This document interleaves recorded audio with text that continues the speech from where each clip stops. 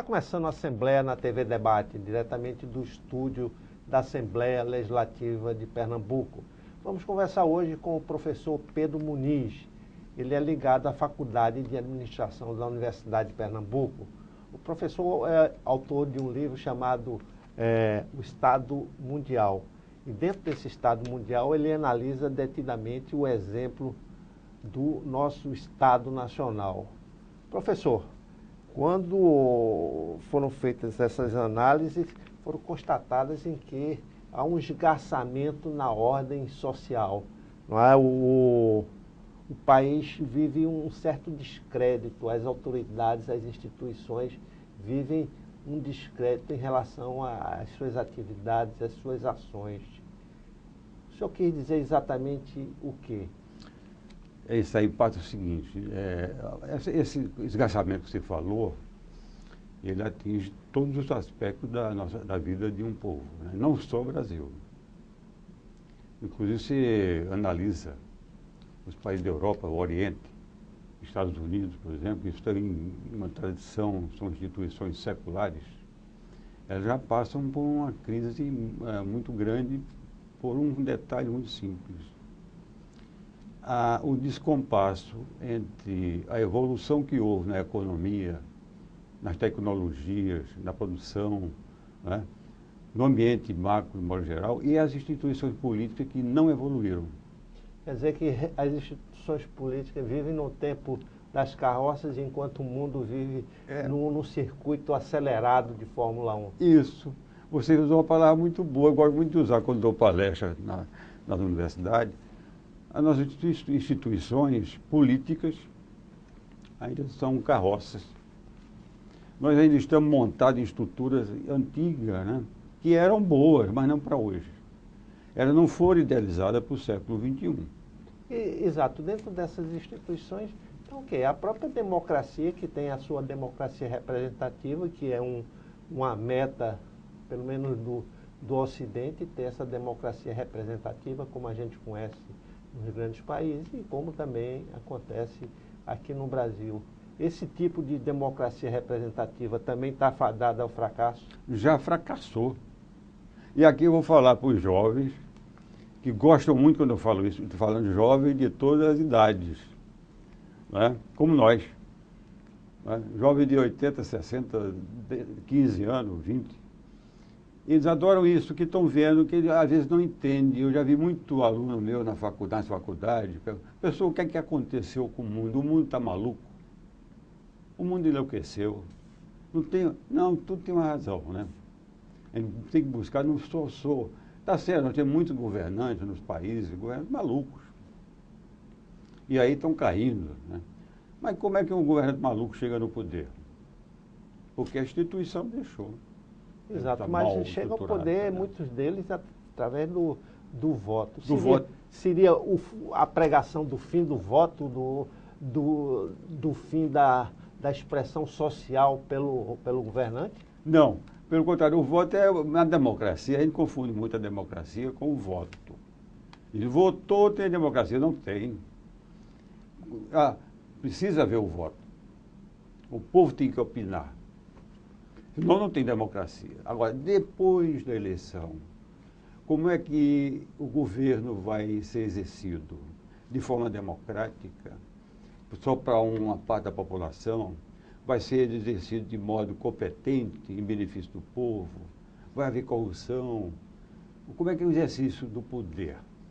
Aí é que está o grande problema das instituições. Porque elas são muito personalistas, elas não tornaram ainda, em termos de organização, tem um teor meramente democrático, que ela seja atuante, tenha suas normas, seu modo de atuação e seja obedecido por todos que ali chegarem. Um exemplo, por Antônio Magalhães, uma coisa muito recente.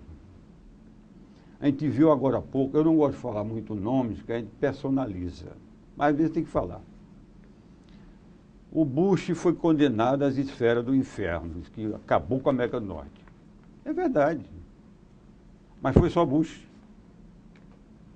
Bush conseguiu derrubar os Estados Unidos, quase a metade. Gerou um passivo mundial terrível, 60 trilhões de dólares. Né? a crise espalhou-se pela Europa, atingiu até o Brasil, aqui, o Oriente, todo. Como é que uma pessoa só faz isso? Não pode. Fez isso porque as instituições não estão boas, não estão modernas, e deixa qualquer pessoa chegando no poder faça o que quer fazer.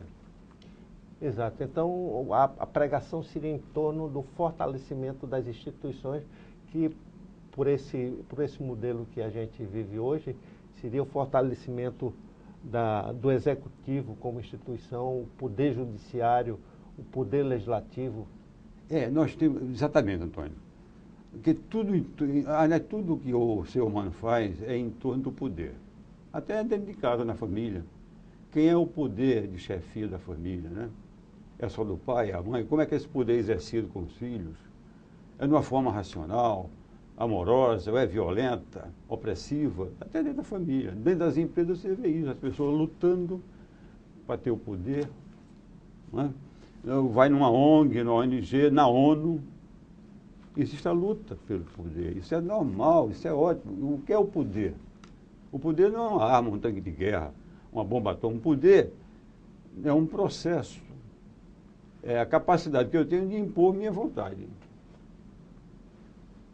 Agora, tem pessoa que quer impor essa vontade de forma errada, né? Aí as instituições vão ordenar o poder. Como é que esse poder tem que ser exercido? Aí você tocou certíssimo. Nós temos hoje no Estado 3 poderes. Coisa ridícula, século XXI.